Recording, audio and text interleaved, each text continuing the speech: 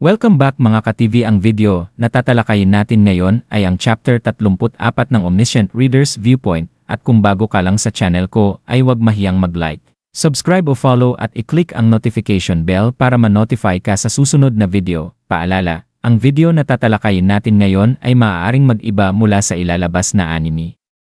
Hindi ko inaangkin ang mga drawing o anumang materyales na ipapakita. Ang layunin ko ay magpakita ng suporta at magbigay ng impormasyon tungkol dito. Ang lahat ng kredito ay nananatili sa mga orihinal na may-ari. Maraming salamat, hindi ko maaaring patayin si Gong Pildu gaano man siya kahirap pakitunguhan. Sa mga susunod na senaryo, magiging napakahalaga pa ng kanyang presensya, kaya hindi ko siya maaaring basta alisin dito.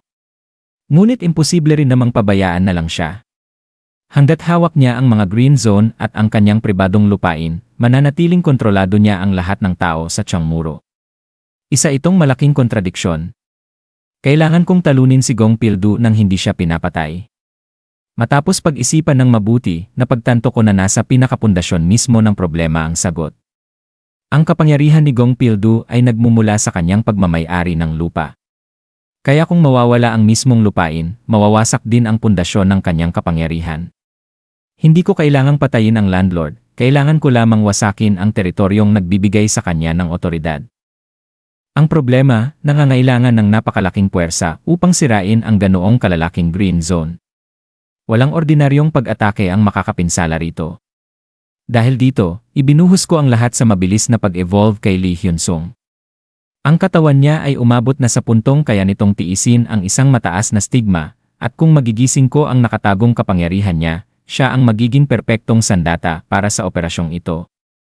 Nang pakawalan niya ang Great Mountain Smash, marahas na yumanig ang buong underground station.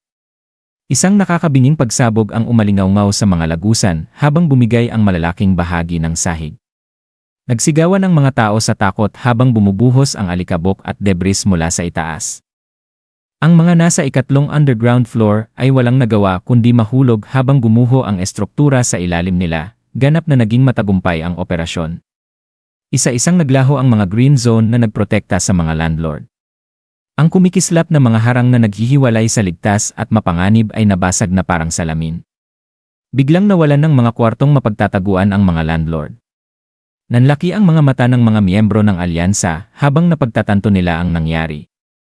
Maging si Gong Pildu ay natigilan habang natatakpan ng alikabok, nakatitig sa amin ng may halong galit at pagkabigla. Bago pa siya makapagsalita, sumabog sa aking isipan ang desperadong boses ng Dokaibi na si Bihyong sa communication channel. Halos mabaliw siyang sumisigaw, inaakusahan akong ginugulo ang buong Changmuro. Mas malala pa roon ang mga constellation. Sunod-sunod na mensahe ang bumuhos sa aking paningin. May mga humanga sa aking pagiging padalos-dalos habang ang iba na may tuwang-tuwa sa kaguluhan at pagkawasak na aking nilikha. Patuloy ding dumarami ang sponsorship coins habang nanonood sila na parabang isa lamang itong palabas. Para sa kanila, ang trahedyang ito ay isang nakakaaliw na eksena lamang. Samantala, tuluyan ng natauhan ang mga miyembro ng alyansa at nagsimulang maggitngit sa galit, lintik kang bastard ka. Patayin sila! Kaagad na naging kalaban namin ang buong istasyon. Ngunit imbes na mataranta, kalmado kong inactivate ang character list habang tumatakbo kasama si Lee Hyun-sung. Lumitaw sa harapan ko ang bago niyang impormasyon. Nag-evolve ang kanyang attribute bilang person who has regained justice, at higit sa lahat, nakuha niya ang stigma na Great Mountain Smash. Sa totoo lang, simula pa lamang ito ng kanyang paglago, ngunit sapat na yon upang mapataas ng malaki ang lakas ng aming grupo. Gayunpaman, napakalaki rin ng kapalit ng paggamit ng ganoong stigma. Humihingal si Lee Hyun-sung habang tumatakbo sa tabi ko. Nanginginig ang kanyang katawan sa sobrang pagod at pawis na pawis ang kanyang mukha. Tinanong ko siya kung ilang beses pa niya kayang gamitin ang skill. Aminado siyang 1 o 2 beses na lamang. Natural lang iyon. Napakalaking halaga ng stamina at magic power ang kinakain ng Great Mountain Smash. Sa mga physical enhancement stigma, kakaunti lamang ang kayang pantayan ang purong mapanirang puwersa nito. Kahit pagod na siya, nagawa pa rin niyang sirain ang isang bagay na inakala ng lahat na imposibleng wasakin. Di nagtagal, muli kaming nagsama-sama ng grupo. Iniulat ni Yosang A na matagumpay nilang nawasak ang lahat ng green zone na nakaatas sa kanila. Sumunod si Jung Hyewon at ikinuwento kung paano nila pinagtulungan durugin ang mga silid sa pamamagitan ng sabayang pagwasak sa sahig. Samantala, tumulong naman si Lee Gilyaong sa pagsira ng mas maliliit na green zone. Ngunit ang mas malalaking green zone ay nangangailangan ng mas malakas na tao. Ang gawaing iyon ay napunta kay Lee Ji-hye. Nang bumaba ako sa transfer corridor papuntang line 4, nakita ko ang talim niya na mabilis na humihiwa sa hangin. Kalmado niyang sinabi na napakadali lamang wasakin ng malalaking green zone. Tulad niya ng inaasahan mula sa disipulo ni Yoo Jong-hyuk at sa incarnation ng Sage Hero. Kahanga-hanga ang kanyang kakayahan sa labanan. Sa puntong iyon, wala nang natitirang green zone sa buong Changmuro.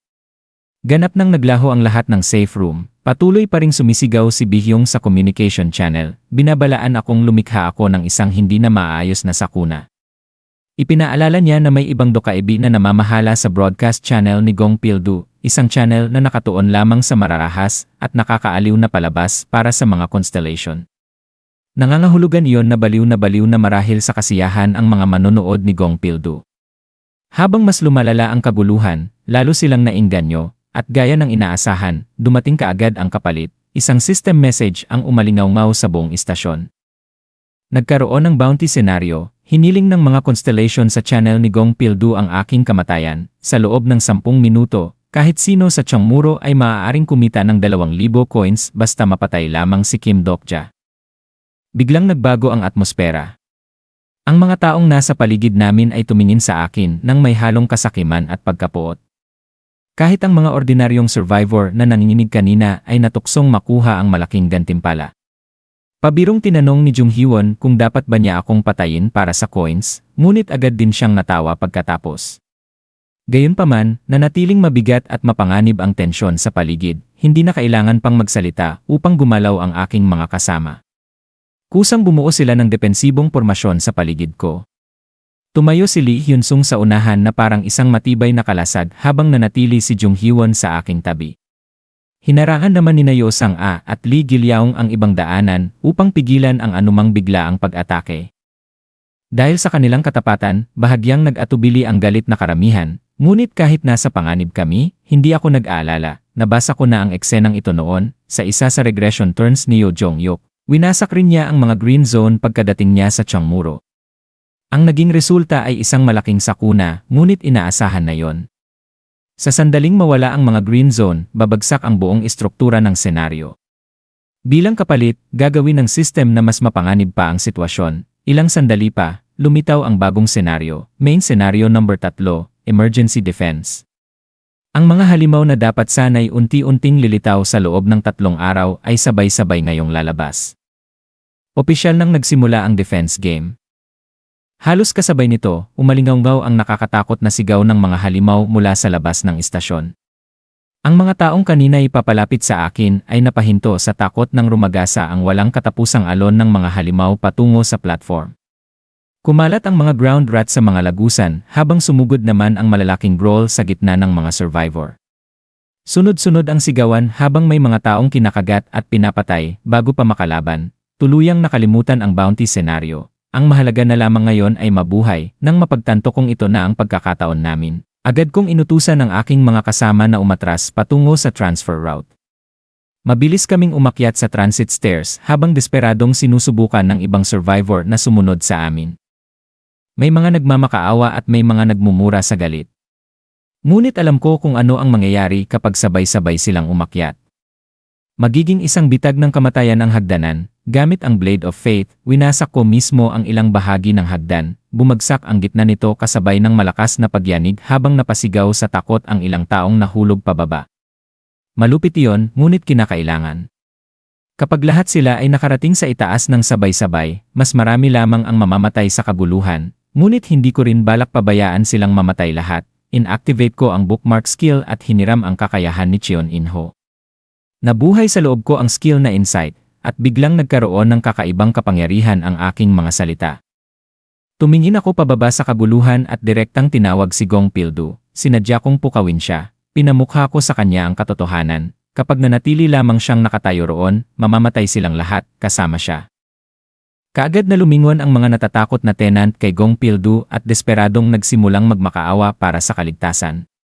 Dahil sa epekto ng insight, lalong tumindi ang kanilang takot at pagdepende sa kanya. Napangiwi si Gong Pildu sa sobrang inis. Kapag iniwan niya ang mga taong ito, tuluyan nang mawawasak ang Landlord Alliance na itinayo niya. Sa huli, malakas siyang nagmura bago sumigaw na tipunin ang lahat sa paligid niya. Sa wakas, nagpa siya si Gong Pildu na lumaban, naging purong impyerno ang labanan sa ibaba. Pinagpupunit ng mga halimaw ang mga tao habang tumatalsik ang dugo sa buong istasyon. Ang mga mahihinang tenant ang unang nawalan ng loob at nagtangkang tumakas, ngunit ginamit ni Yo Sang-ah ang kanyang binding thread upang iligtas ang mga sugatan at hilahin sila paitaas. Samantala, buong lakas namang inactivate ni Gong Pildu ang armed zone, isa-isang umangat mula sa lupa ang malalaking turret. Mabilis na nagtipon ang mga magic bullet bago sumabog sa walang humpay na pambobomba laban sa mga halimaw. Agad na nagkapira-piraso ang mga ground rat habang maging ang malalaking Groll ay napaatras sa tindi ng putok. Napasigaw sa tuwa at paghanga ang mga survivor. Noon nila lubos na naunawaan kung bakit kinatatakutan si Gong Pildu bilang isa sa Zero Evils. Sa isang depensibong labanan, halos walang incarnation ang kayang pumantay sa kanyang lakas. At habang desperadong lumalaban si Gong Pildu sa ibaba laban sa walang katapusang alon ng mga halimaw, nagkaroon naman ng kaunting pagkakataon ang aming grupo upang magpahinga. Nakapagtataka man, agad na humiga si Jung Hyewon at nakatulog kahit umaalingaw pa rin ang mga pagsabog at sigaw sa paligid.